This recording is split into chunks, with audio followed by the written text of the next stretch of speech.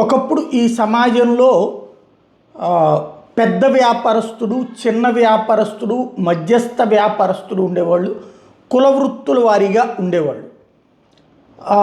ఇది ఇక మిగతాది అంటే కమ్మరి, కుమ్మరి ఇట్లాగా ఎవరి కులపు వృత్తుల పనులు వాళ్ళ పిల్లలు అదే చేస్తూ ఉండేవాళ్ళు. వాళ్ళకి కుటుంబాలు పెళ్ళిళ్ళు, పేరంటాలు ఆ టైప్లోనే నడుస్తూ ఉండేది. ఈ లెక్క దశాబ్దాల పాటు నడిచింది.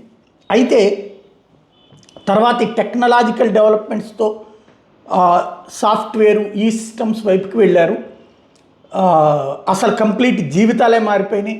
రైతు బిడ్డలు కాదు, రైతు బిడ్డలు రైతులు కాలేదు, అలాగే ఇతర కుల వృత్తులు వాళ్ళు కాలేదు. ఇప్పుడు ఆర్టిఫిషియల్ ఇంటెలిజెన్సు త్వరలో అంటే ఒక 2-3 సంవత్సరాల తర్వాత ప్రపంచపు భవిత ఏంటో తేల్చబోతోంది. ఇది ఇప్పుడు నిపుణులందరూ చెప్తున్నటువంటి మాట.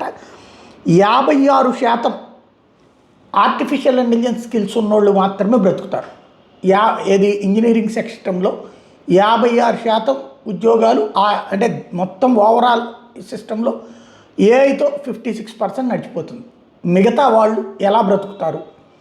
ఇప్పుడు గత 20-30 ఏళ్ల నుంచి ప్యూర్లీ ఇదే సిస్టంలో అలవాటు పడ్డటువంటి వాళ్ళు, ఇంజనీరింగ్, సాఫ్ట్వేర్, ఈ కంపెనీ కాకపోతే ఆ కంపెనీ, ఆ కంపెనీ కాకపోతే ఈ కంపెనీ అన్నటువంటి వాళ్ళు ఎలా బ్రతుకుతారు? ఏ విధమైన జీవితం గడపాల్సి ఉంటుంది వాళ్ళు?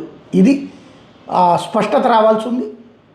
ఎందుకు ఈ స్పష్టత రావాల్సి ఉంది అంటున్నానంటే, ఇదివరకు కంప్యూటర్లు వచ్చినప్పుడు బ్యాంకింగ్ సెక్టార్ వీళ్ళందరూ నాశనం అవుతారన్నారు. కానీ బ్యాంకింగ్ సెక్టార్లో ఉద్యోగాలు కొత్తగా వచ్చినాయి, ప్రైవేట్ సిస్టమ్ అది. అట్లాగా ఇదేమన్నా మంచిగా కూడా ఏమన్నా టర్న్ అవుతుందా చూడాలి.